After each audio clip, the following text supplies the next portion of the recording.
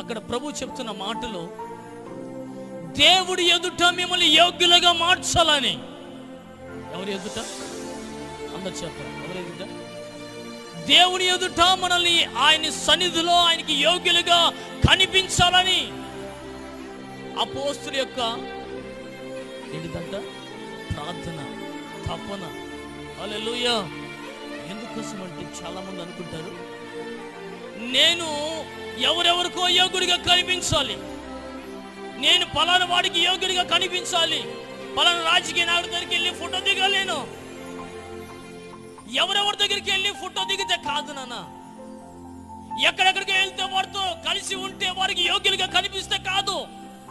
నా ప్రభు అపోస్తలుడైన పౌలు సంఘంతో మాట్లాడుతున్న మాట ఏంటంటే, నా ప్రభు చెప్తున్నాడు, మీరు దేవుని ఎదుట ఎల్లప్పుడూ యోగ్యులుగా కనిపించాలని.